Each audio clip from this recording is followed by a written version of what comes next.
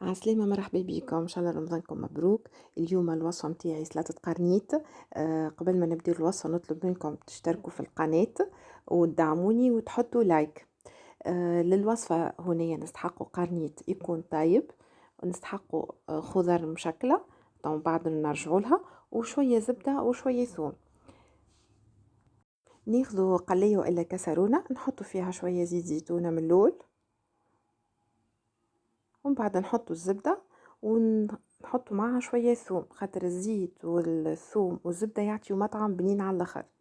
دوبا يسخنوا هكا يبدا الثوم يطلع في البنة متاعو، وقتها احنا نرميو كعبات القرنيط متاعنا. كعبات القرنيط كي نجو نقصوهم ما نقصوهمش كبار وما نقصوهمش صغيرين، يبداو هكا باينين كيما هكا. نخليو القرنيط يتقلى مليح مليح في الزبدة والزيت زيتونة والثوم، ياخو بنة على الاخر وما يجيش هكايا يجي فاوح على الاخر. هو القرنيط وحده فاوح، اما انا نحبه هكايا بطريقة هذه.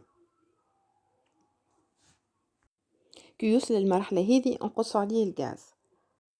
دونك الحاجات اللي استعملتهم في السلطة، خديت بطاطا كوبا كيكه مسموطه، طوماط سوريز مقصوص على زوز كعبات صغار خليتهم، فجل مقصوص على زوز والا رونديلا هكاكا. هنا خديت بصل هذاك ريتو يبدا مصبر، خديت بصله هكاكا والاخرى قصيتها هكايا طريفات، فلفل بار عبيد، ليم، زيتون اخضر، زيتون نكحل، شويه فاريانت سفناريا، وطماطم شريحه قصيتها، وكعبه جنريه قصيتها هكايا دي لاميل وحطيتها في القارص. تويك خديت الخضرة اللي مش طايبة الكل إلا البطاطا والمعدنوس خليتهم في الآخر، نحطوها الكل في الصحفة. زيد نجمو نزيدو كبار، نزيدو كورنيشون، يزيدو يبننو هذوما توسكي حاجة هكا تخلي لك المطعم هكا فرشك. كاين زيدا فما فلفل الأحمر هذاكا واصفر واخضر لي بيمون هذوكا، زيد نقصو طريفات دي لاميل هكايا. هذا كل يزيد جو بنينة للسلطة، معناتها واحد يبدع فيه يحط اللي يحب عليه. هوني عملت الفينيغريت، شنو عملت حاجه بسيطه، ما حطيتش ملح خاطر القرنيط بتاعته مالح وعندنا فاريونت وزيتون.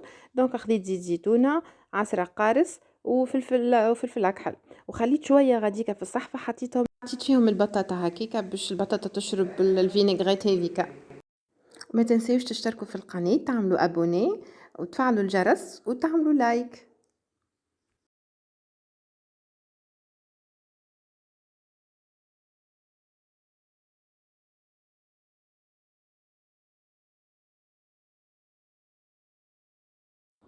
الالوان اللي فيها شهيه، وفي الاخر نحطوا المعدنوس، في الاخر بالكل نحطوا المعدنوس ونخلطوا، تكون هكايا سلطتنا حضرت. وتتكل باردة معناتها حتى كي نحضروها بكري ديما باهي ما نربحوا وقت. وهكايا كانت طاولتي، وتوا ما نقولكم كان بسلامة، شيء طيبة.